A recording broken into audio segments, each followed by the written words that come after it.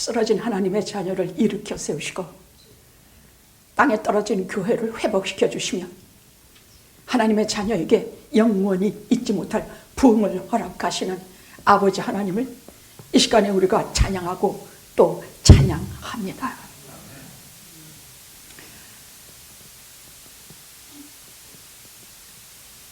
지난 한 해의 어려움은 하나님께서 이 한 해에, 새로운 한 해에 새로운 기름을 부어주시려는 큰 은혜와 부음을 주시려는 하나의 전조인 것으로 이자식이가 알려주셨사오매 손이 떨리고 가슴이 떨려 이 자리에 서는 순간부터 성령 충만함과 은혜로우심을 이 시간에 우리 모두 경험하게 해주셨기를 기도합니다.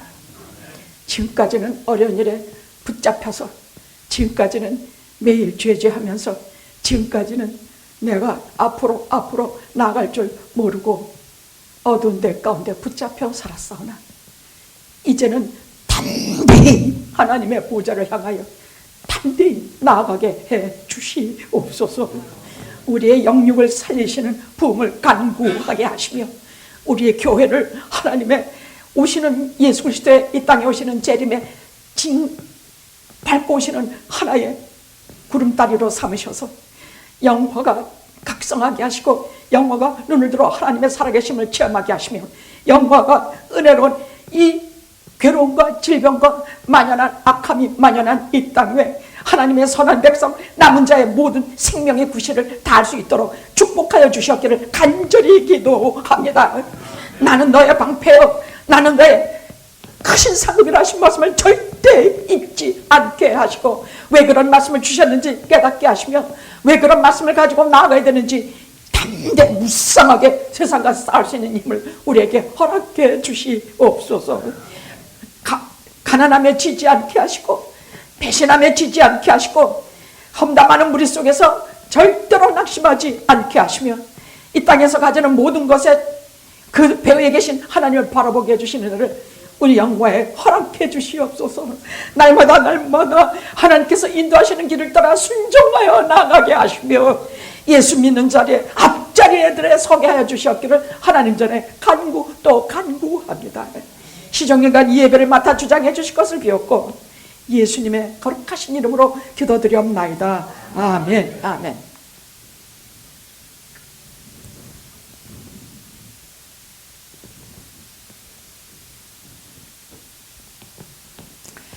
나는 매일 회심의 은혜를 누리고 있는가? 그것부터 좀 점검하고 넘어가겠습니다. 하나님께서 구원하시는 순서 중에 선택이 있고 그 다음에 회심이 있고 중생하고 칭의가 있고 성화가 있습니다. 네, 회심이라는 것은 일생에 딱 한 번 체험하는 줄로 알지요. 그것을 첫 회심이라 그래요. 이것은 말하자면 죽었다가 깨나는 것이야. 죽었다가 살아나는 것이야. 깜깜한 하나님에 관해서는 아무것도 없고 빛도 없고 그냥 눈으로는 다 빛을 보고 살지만은 영적으로는 깜깜한 무덤같이 소경같이 그렇게 살아왔던 시절이 어느 날 갑자기 부르심을 받고 회심하게 돼. 하나님에 대해서 눈을 뜨게 하시고 성령께서 우리를 사로잡아서 회개하게 하시며 회심을 알게 하신 다음부터는 빛 가운데로 걸어가게 하십니다.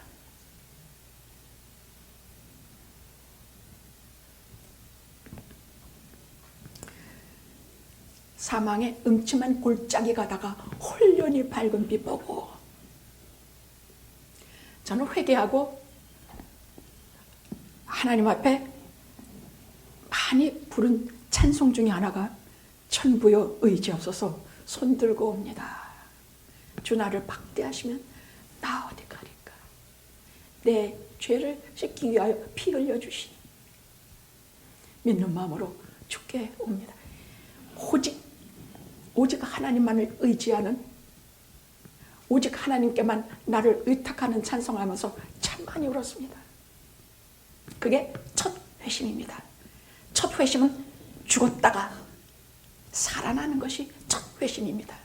그런데 이렇게 하고는 그 다음부터는 믿는 사람인지 아닌지 긴지 아닌지 모르게 걸어가게 되는 것이 참 많은 크리스찬들이 그래요.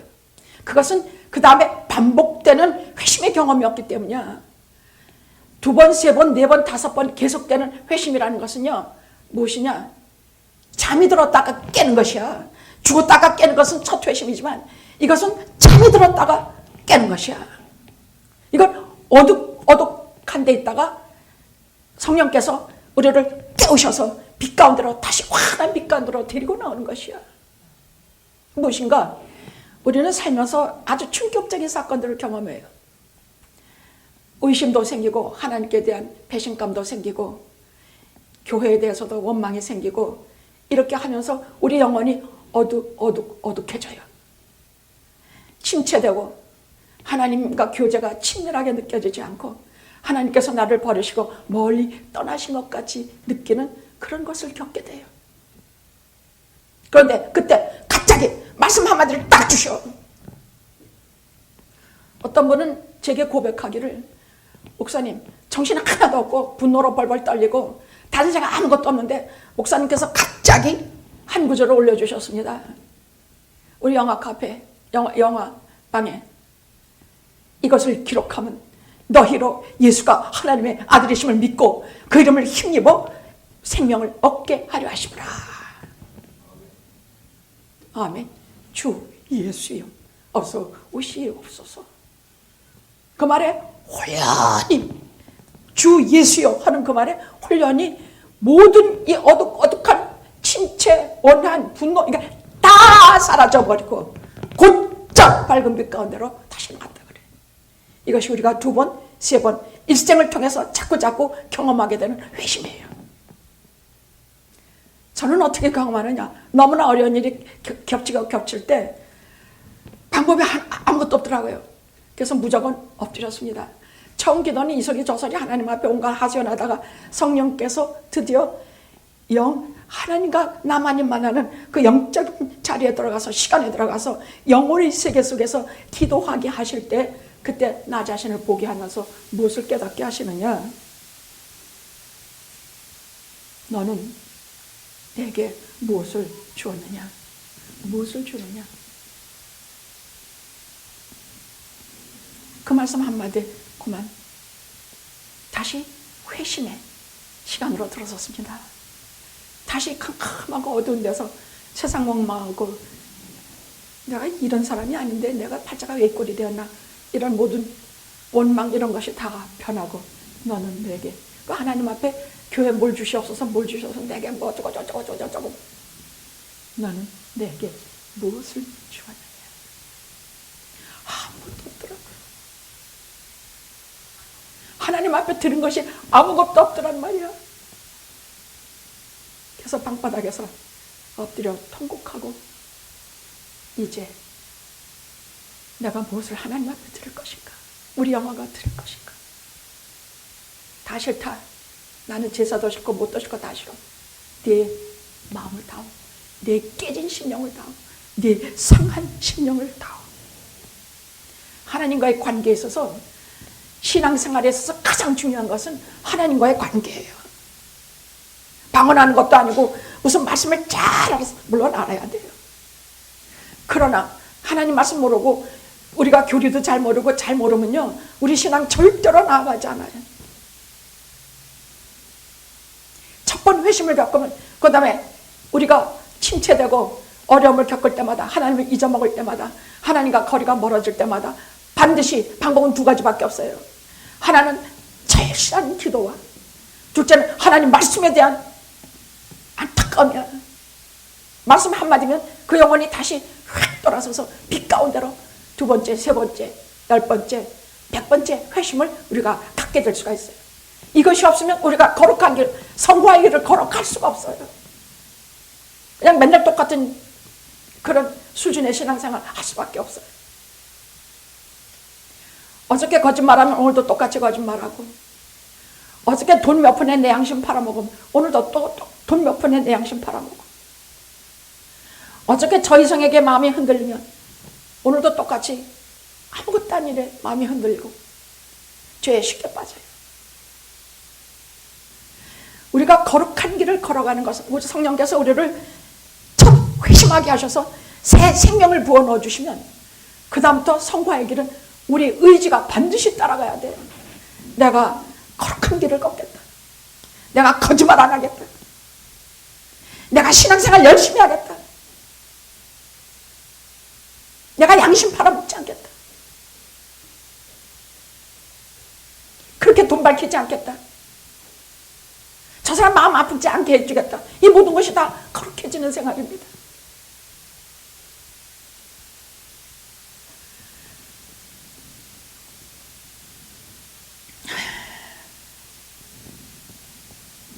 새로운 회심이라는 것은 두 번, 세 번은 죽었다 깨어난 첫 회심과 달리 자다가 깨어나는 것입니다.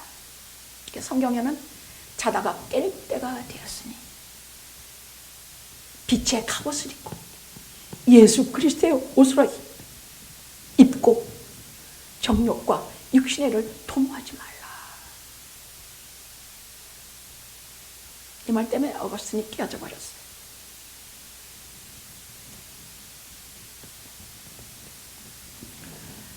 자, 요셉은요, 지난번엔 아브라함을 얘기했죠. 이 해에 제가 설교의 가닥을 잡은 것은 성경의 목적이 무엇인가? 사람을 구원하는 말씀이에요. 이게 구속사예요. 그걸 구속사라 그래요. 사람을 구원하는 일이에요. 그래서 그 구속사에 의거한 하나님께서 사람을 어떻게 구원하시는 것에 그 가닥을 잡고 계속 1년 동안 허락하시는 날까지 이 말씀을 전하려고 합니다. 그래서 구속사의 첫 믿음의 조상되는 아브라함 얘기를 첫 새 주일에 했습니다. 그래서 이 한 해에 여러분 가슴에 절대 새기고 있지 말 것은 나는 너의 방패요. 나는 너의 큰 상급이라. 그 말은 어려운 일이 있을 때는 방패처럼 하나님이 나를 막아주실 것이고, 내가 남몰래 아무도 알아주지 않은 좋은 일을 할 때는 하나님께서 내게 큰 상급이 되어주실 것이라는 말입니다. 그러니까 어려워도 하나님이 여러분의 백이요, 여러분이 남모르게 좋은 일을 해도 하나님이 백이시라 하나님이 갚아주실 것입니다. 우리는 사람이 내게 손해를 끼치면 이 세상을 통해서 보충받으려고 하는 것이 본능입니다. 하나님은 그렇게 안 하세요. 하나님께서 보충해 주시고 하나님께서 더 좋은 것으로 주신다는 것이 약속이에요. 믿는 자들은 이것을 믿고 가는 것입니다. 나는 너의 방패요, 너의 큰 상급이다. 이렇게 믿고 가는 자들에게는 다 필요로 하는 것들을 준비하시고 돌아보시고 지키십니다.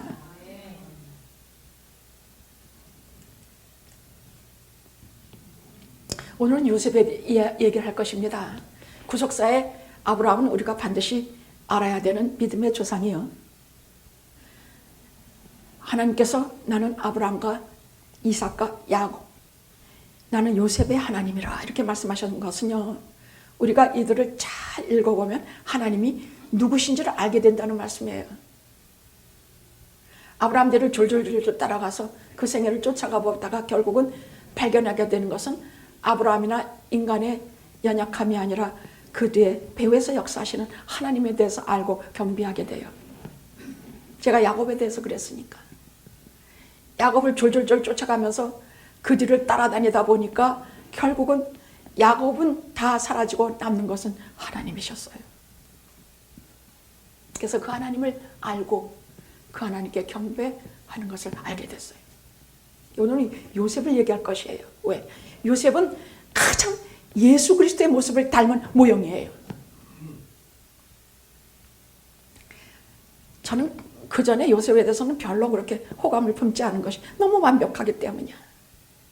그 사람은 알 수가 없어. 속을 알 수가 없는 인간같이 느껴졌어.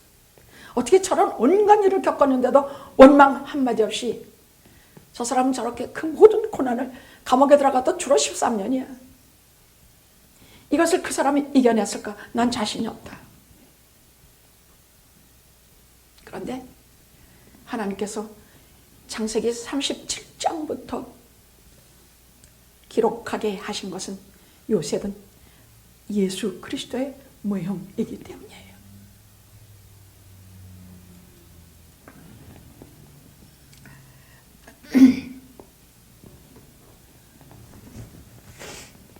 자, 남은 자라는 것은 하나님께서 따로 거룩하게 보존해 두신 의인들이라는 얘기예요. 죄가 없어서 의인이 아니라 믿음으로 의로워진 사람이라.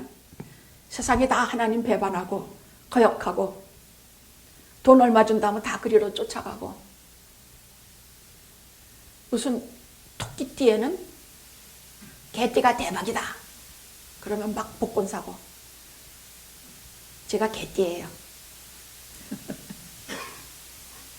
아니 그건 제가 하는 말이니까 그냥 예를 들어 그렇게 말하면 그 시조에 어울려서 막 세상에 풍조에 휩쓸려가. 그냥 막 휩쓸려. 뭐 이런 게 일어났다 저게 했다면 그걸로 또 막 쫓아가. 이 사람들은 그런 사람이 아니야. 세상이 다 돈이든지 명예든지 이리로 다 달려가고 쫓아가도 어떤 경우에도 하나님만 믿고 하나님만 의지하고 오직 그 마음에 오직 하나님만 있어서 끝까지 하나님께 충성을 다하는 자들. 예를 들어서요, 우리 굉장히 시험 받는 일이 많아요. 예를 들어 세월호 사건 같은 것은 정말 저도 참 많이 시험 들었던 사건이에요. 그 중에는 물속에 빠져 죽은 아이들 중에는 예수 믿는 아이들도 있을 것이고 안 믿는 아이들도 있을 것인데 한꺼번에 그렇게 물에다 빠져 죽었는데, 그런 내 새끼가 예수 믿는데도 그 속에 빠져 죽은, 이번에 이태원 사건도 똑같아요. 본질이 다 같은 것이에요. 정말 우리가 시험에 들어요. 그럴 때 어떤 사람은 이렇게 생각해요. 아이, 하나님 믿어도 소용없다. 아이, 내가 이렇게 열심히 다녔는데도 불구하고 내가 이런 돈도 손해보고 목숨도 손해보고 이러니 뭐 다 소용없다 하면서 이상하게 마음이 침침해지고 어둑해지고 우리가 회심하기 이전에 그 수준으로 돌아가기가 십상해요. 근데 어떤 자는 또 이렇게 생각해요. 아니다. 지금까지 나는 내 믿음을 지켰고 이런 현상과 사실에 대해서도 나는 내 믿음을 지킬 것이다. 죽어도 살아도 하나님께서 돌아보실 것이요, 살아도 죽어도 내 영원한 생명을 하나님께서 그 손에 쥐고 계시니 어려울 때 나를 세상에 두시겠으면 나의 방패가 될 것이요, 죽어서는 나의 영원하신 하나님이 계시니 나는 영원히 살리라. 내 믿음이 나를 지켜주는 자들이 있어요. 내 속에 나는 어떤 믿음을 갖고 있느냐 깊이 살펴봐야 돼. 적당히 예수 믿어가지고는 죽고 사는 문제에 부닥칠 때 아무 소용도 없어. 내 새끼가 위험한 상황에 처하게 될 때 속수무책이 돼. 그때는 평소에 하나님께로 받았던 내 믿음을 내가 지키십시오. 붙잡으십시오.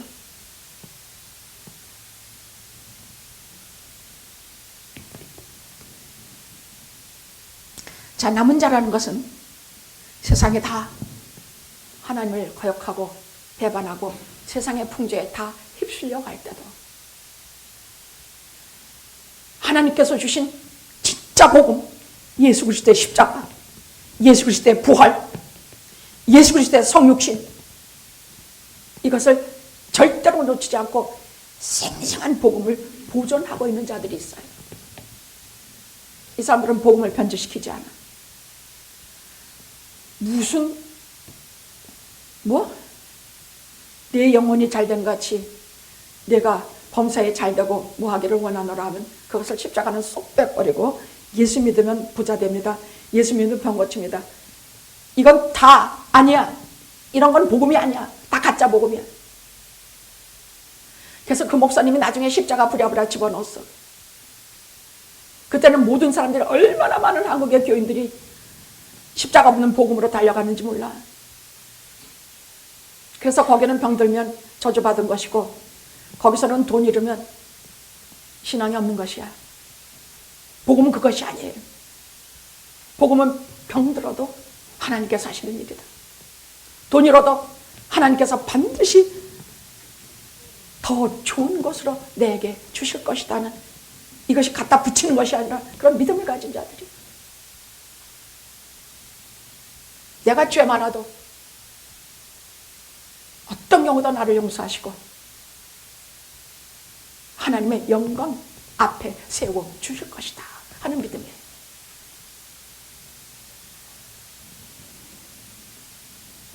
자, 이 남은 자들은 시대마다 하나님께서 구원의 역사를 진행하실 때 이들을 사용하시는데, 시대마다 하나님께서 남겨두신 자들이에요. 이사야는 6장 13절에, 이사야서 6장 13절에, 그 기가 막히신 말씀이 있더나. 이들을 가리켜서 구루토기 거룩한 시라고 성령 감동 감화시로 말씀하고 계세요.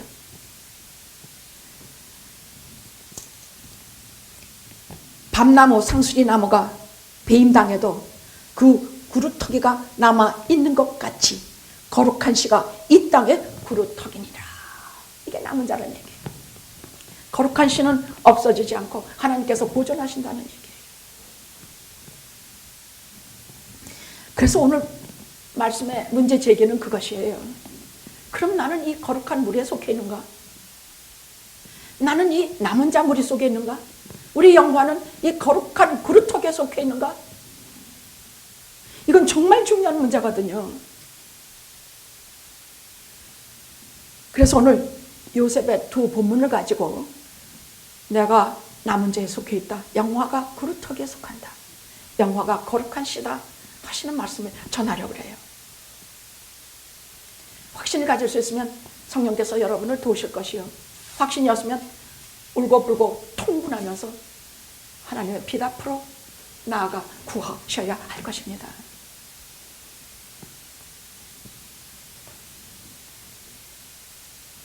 자, 오늘 말씀 시작할 때에 하나님께서는 남은 자의 두 가지 중요한 원리로 말씀하고 계세요. 남은 자에 대해서 하나님께서 하신 일에 중요한 원리가 두 가지가 있어요. 하나는 선택과 유기, 선택하고 버리시는 일이요. 두 번째는 항상 적은 수로 시작한다는 것이에요. 선택과 유기라는 것에 대해서 얘기해 봅시다. 요셉은 왜 형들에게 그렇게 미움을 받고, 오늘 본문에 나오죠. 왜 그렇게 자그만치 지 형제, 지 동족인 그 어린 것을 미디안 사람들, 상해들에게 은 20냥을 받고 팔아버렸을까? 이게 보통 문제가 아니야. 그럼 요셉은 어째 그렇게 말 한마디 없이 덤벼보지도 못하고 형들이 잡아서 구덩이에 던져넣었다가 미디안 상인에게 팔는데 말 한마디 못해보고 그 형들에게 한번 거역도 못해보고 왜 그렇게 당하고만 있었을까? 그리스도의 모형이기 때문이에요. 예수 그리스도가 그리하셨다는 얘기예요.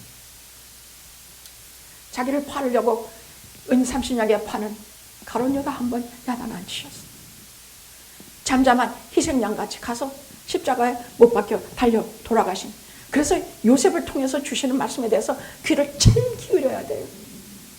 남은 자의 원리가 이 속에 있기 때문에. 자, 하나님은 선택하시고 버리신다는 얘기야. 창세전에 어린 양의 생명책에 선택한 자는 이름을 기록하시고 선택받지 못한 자는 이름 기록이 없어요.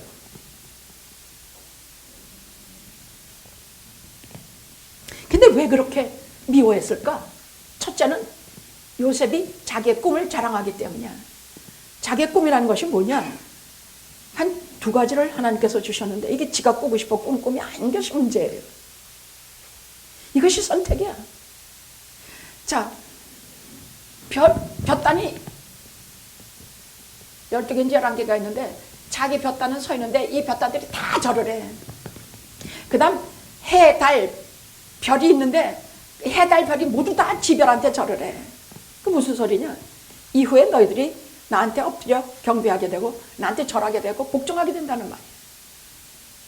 그러니 얼마나 분노했겠냐고, 얼마나 배기 싫었겠냐고. 너 똑같이 우리 집안에 제일 꼴찌로 태어나가지고 네가 나하고 뭐 다른 게 있다고 네가 이래. 근데 이미 그는 하나님께서 선택한, 물론 그 형제들도 선택하셔서 나중에 12조상이 되게 하셨습니다마는 이 요셉은 달랐어요. 요셉은 이미 꿈이 다르고 하나님께서 사용하시는 사람, 하나님께서 특별히 남은 자로 택하신 사람들은 하나님께서 주신 것이 좀 달라요.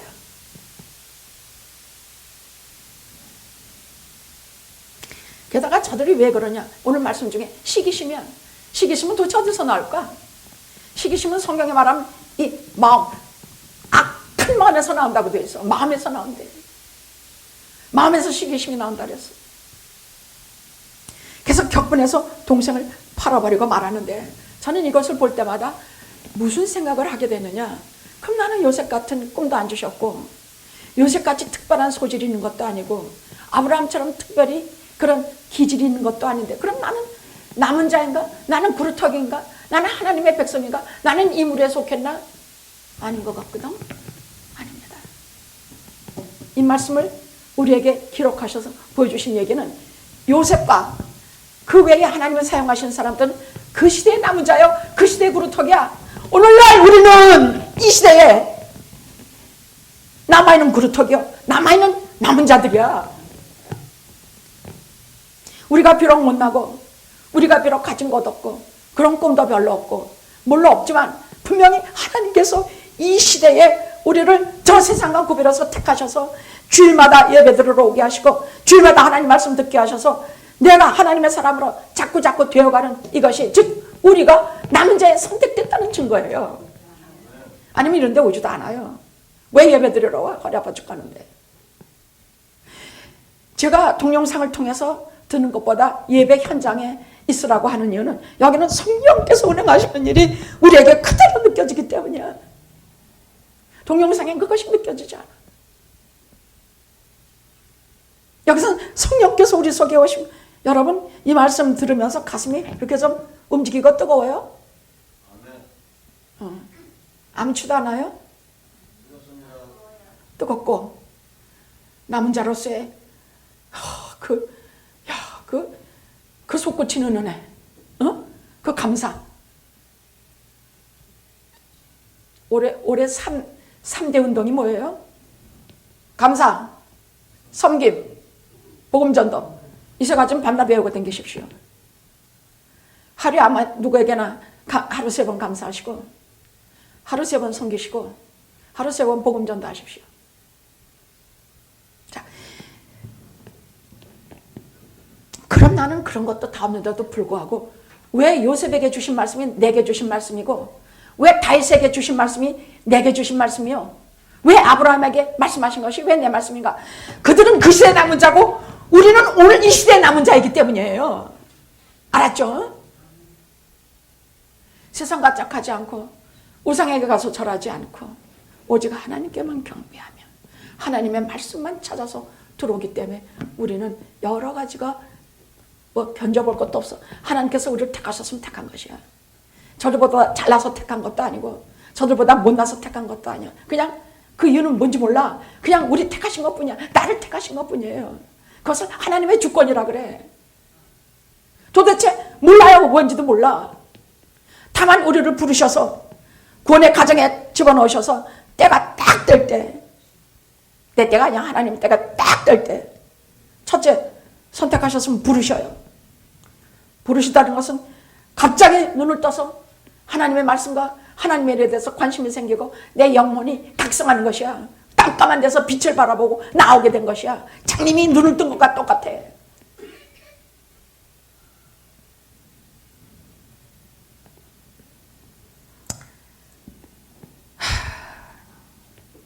우리 관심이 돈, 명예, 뭐 사실 살면서 이런 거 아닙니까? 세상 일에 주로 많이 우리가 몰두하고 삽니다만은 이렇게 딱 회심, 부르심을 받고 회심한 순간부터는 우리 관심사가 변해요.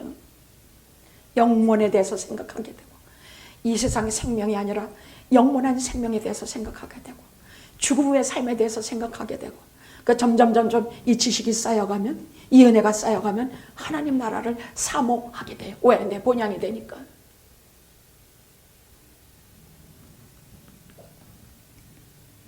그럼 이 선택과 유기에 어떻게 성경에 말씀하고 계시느냐?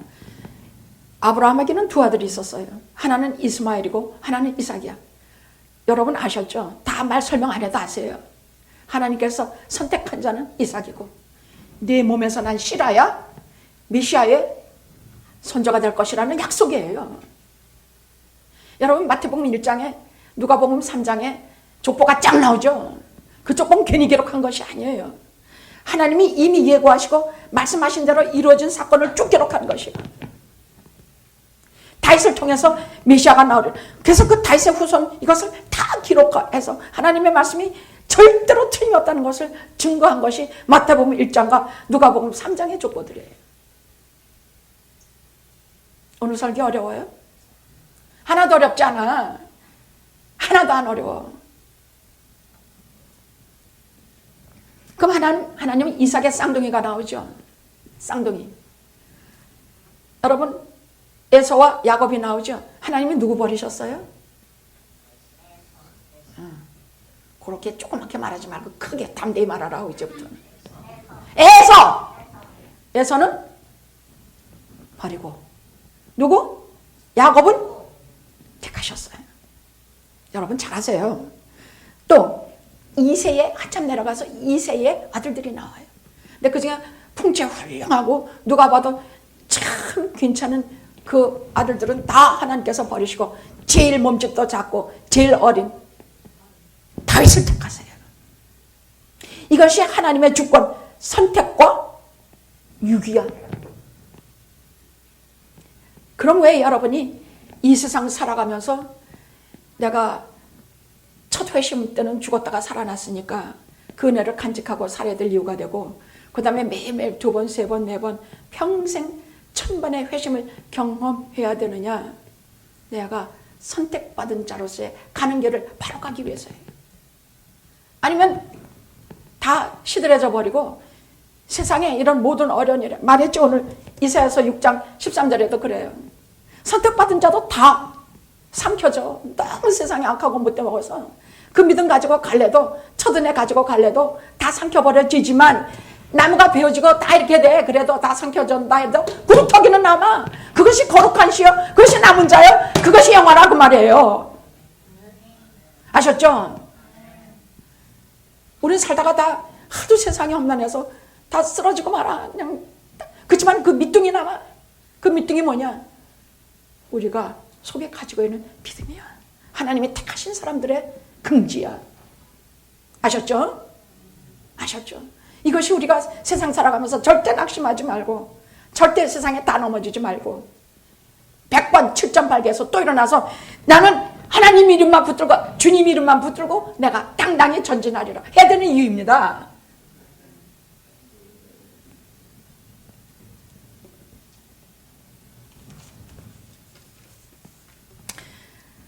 우리가 첫 번째 회심하면서 즉각적으로 알게 되는 것이 세 가지가 있어요.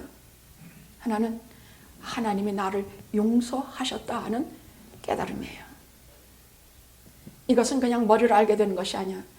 그 죄 많은 내가 막 그 죄의 짐을 다 벗겨져서 홀가분해지고, 그 모든 죄의 때가, 죄짐이 다 육신도 홀가분해지고 영혼도 홀가분해져가지고 그 하나님 앞에 회개하고 회심해서 돌아오면은요, 그 다음부터 그 첫 번째 그 은혜를 가지고 평생 천만의 은혜 가운데 살아가게 되니 이것을 은혜를 보존하셔야 합니다. 잊지 마십시오. 그러나 두 번, 세 번, 네 번 또 위기가 오고 또 내가 쓰러져 넘어지고 배임을 당하고 나무가 배임같이 그렇게 삼켜진다 할지라도 우리가 또 일어날 수 있는 것, 두 번째, 세 번째 회심, 네 번째, 다섯 번째 자다가 깨어나게 하시는 하나님께서 우리에게 남은 자로서의 선택으로서의 그 하나님의 나를 사랑하시는 것, 나를 용서하신 것을 잊으셔서는 안 됩니다. 두 번째로 각성해서 얻게 되는 것이 하나님이 나를 사랑하신다는 느낌을 진짜 느끼게 돼요. 지금까지는 하나님이 나를 어떻게 사랑했지 하고 잘 못 느껴요. 근데 지나온 세월 한 고비 한 고비마다 하나님의 사랑이 진짜 눈물겹도록 알게 돼. 그냥 저절로 알게 돼. 그러니까 앞으로의 내 생애에 대해서도 걱정이 안 돼. 걱정해도 소용없어. 하나님 사랑이 또 나를 돌아볼 것이니까. 이렇게 된단 말이에요. 딱 회심하면 세 번째 중요한 것을 알게 돼. 하나님의 영광을 알게 돼요. 영광이야. 제가 여러분에게 영광에 관한, 하나님의 영광에 관한 설교를 참 많이 해요. 특히 솔로몬 성전 봉헌식 때는요, 여러분 열왕기가 거기 보면 솔로몬이 레위기, 역대상, 역대하 쭉 보면요, 솔로몬이 성가대를 120명을 세워요. 비파와 수금을 탁 치면서 하나님 앞에 그 성전 봉헌식을, 아까도 그 누가 찬양하는지 뒤에서 화음까지 넣으니까 갑자기 그 성가가 확 살면서 거기에 보니까 하나님께서 너무 기쁘셔서 구름 쉐키나의 구름, 빛나는 구름은 항상 하나님의 영광을 상징해요. 그 구름이 그 성막에 꽉, 성전에 꽉 차니까 레위인들이 하나님의 일을 둘 수가 없어서 못했다고 되어 있어. 그 영광의 구름이 너무 가득 차서. 그러니까 그 찬양과 그 비파와 수금과 찬양과 그 아름다움이 꽉 차니까 하나님의 영광이 그 온 성전에 꽉 찼다는 얘기야. 저는 우리 영화교회에서 눈으로라도 이것을 볼 수 있었으면, 아니면 우리가 이 가슴으로 느낄 수 있었으면, 그렇게 바로 일편단심의 시간들인데 항상 성령이 같이 하셔서 우리에게 하나님의 영광을 참 많이 알게 해주셨어요. 졸면은 모르지. 제 말이 어려워요? 그럼 이 말 그만할게요. 알 때까지 좀 기다릴게요. 그러나 신앙의 세계는 멈추는 세계가 아니라 전진하는 세계라는 것만 아셔야 합니다. 첫 회심했으면 두 번째, 세 번째, 100번째, 1000번의 회심을 겪어야 신앙은 잘합니다. 왜? 거룩해지니까. 어제도 용서 안 했는데 내일도 용서 안 하고, 어제도 욕심만 부렸는데 내일도 욕심만 부리면 나는 진짜 그냥 아무것도 아닌 크리스찬이야. 그래서 첫 번의 회심을 간직하시고 두 번째, 세 번째, 네 번째 내가 침체되고 어려울 때마다 나무가, 상순이 나무가 배임을 당해도 그 구루터기가 남는 것처럼 우리가 남은 자인 거, 우리가 거룩한 시여, 우리가 하나님의 거룩한 백성인 것을 잊지 마십시오.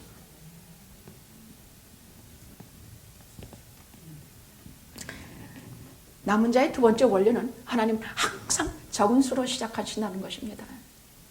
우리 교회가 숫자가 적어요? 그건 몰라요. 수십만 명이 세계 최대의 교회는 다 한국에 있다 그래요. 10대 큰 교회는 다 한국에 있대. 그들이 다 남은 자예요? 몰라요. 우리는 다만 하나님께서 남은 자들의 원리를 가지고 일하실 때 항상 적은 수로 시작하셨다는 것만 잊지 말아야 돼요. 그 역사가, 기독교 2000년 역사가 증명해요. 교회도 시작은 12사도밖에 없었어요. 그것도 미미한 어부들에 불과했어요. 그 암흑의 중세 시대에 그 남은 자라는 것은요, 참 복음을, 그 어디에 섞이지 않은 그 참 복음을 아주 그것을 보관한 자들을 말해요. 여기 갔다가 믹스하고 여기 갔다가 막 해가지고 십자가 복음 빼버리고 예수 믿으면 무슨 뭐 잘 산다, 병난다, 이건 다 가짜 복음이야. 진짜 복음은 예수 그리스도를 믿어서 영생을 얻고 영원한 세계 하나님 나라에 우리가 살게 될 것이다. 그분이 부활할 때 우리가 부활할 것이요, 그분이 죽을 때 나도 죽는다. 이것이 다 복음이에요. 이거 진짜 복음이야. 이것을 간직한 소수의 무리가 남은 자들이야. 근데 그런 무리가 많지도 않았어. 중세 시대에는요, 마틴 루터 때는 이 면죄부라는 걸 팔아서 이거 하나 500불에 사십시오. 그럼 네 죄가 평생 지은 죄에서 500%가 깨끗해집니다. 이러고 면죄부들을 팔아먹었습니다. 오늘날 교회들이 돈에 미치고 환장한 거가 똑같은 원리예요. 그런 게 가지 마십시오. 장로 임직하는데 돈 2만 불 내십시오. 걸핏하면 제게 그런 질문들이 와요. 목사님 권사가 준다고 교회에서 왔는데 5,000불 기본으로 내라 그래. 그런 건 내야 돼요? 정말 못 써야 돼 정말. 그런 질문을 제가 한두 번 받는 게 아니에요.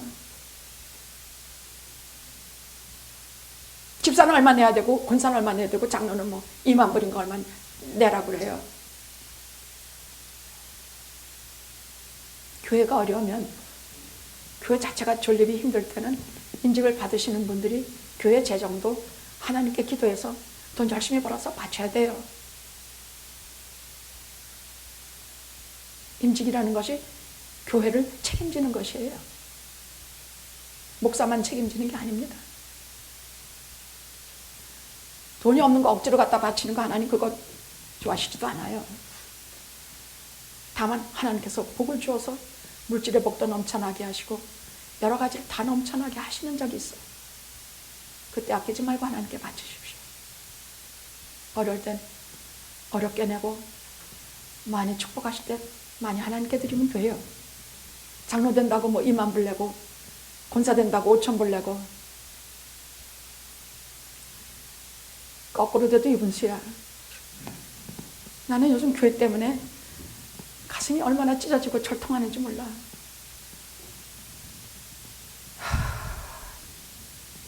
여러분 미국과 건국 가게 한 청교도들도 처음엔 얼마나 숫자가 적었는지 몰라. 메이플라워 타고 온 사람들이 한 150여 명 됐죠. 그것도 절반이 죽고 절반이 살아남아서 저들이 왜 하나님께서 계속 기독교 역사에 청교도 하느냐. 저들이 순수한 복음을 보존했기 때문이야. 하나님께서 저들을 통해서 보존하게 하셔서 시대에 남은 자들이 되게 하시고 미국을 복주신 것이에요.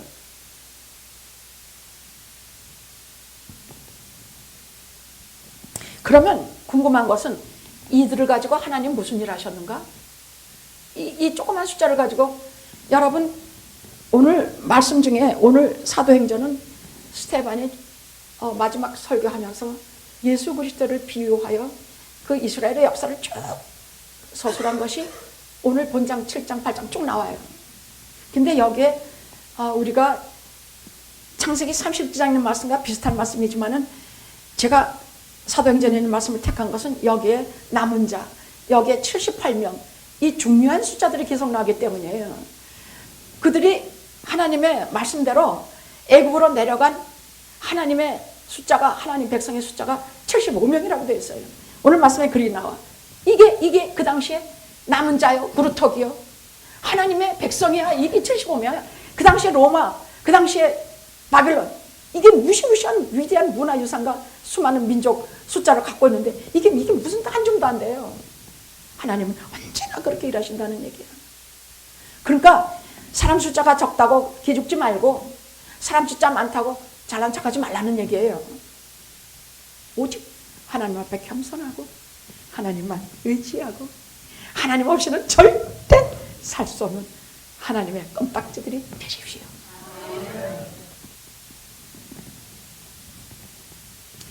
나중에 요한계시록 7장 9절에서 12절에 보면요. 이 적은 숫자가 어떻게 되느냐. 이 남은 수가 어떻게 돼. 숫자로는 14만 4천. 그건 무한한 숫자라는 얘기야. 능히 헤아릴 수 없는 수많은 족속과 방언과 백성이 하나님을 찬송하여 가라되. 말씀하신 대로 바다의 하늘의 별수와 땅의 모래수와 같이 수많은 구원하시는 역사를 오늘날 이 시대에도 교회에서 하고 계십니다. 그것이 우리 남은 자 영화입니다. 우리가 많은 데 끼지도 않았고 적은 속에서 진짜 길름을 받고 있고 우리가 선택받은 자로서의 항상 마음에 이것을 흔적처럼 지니고 있을지인데 우리 영화는 남은 자요 구루터기요 거룩한 씨입니다. 할렐루야, 할렐루야. 이제는 새해는 담대히 앞으로 나가서 맨날 뒤돌아보면서 맨날 속상한 거 뒤돌아보고 죄 많은 거만 이젠 새해는 한 건 팍 디디고 담대히 은혜 받기 위해서 하나님의 보좌로 나가십시오. 이 해의 표가 뭡니까? 나는 너의 방패요, 너의 큰 상급이라. 해봅시다. 시작. 나는 너의 방패여 너의 큰 상급이라. 기도하시겠습니다. 아멘. 아멘.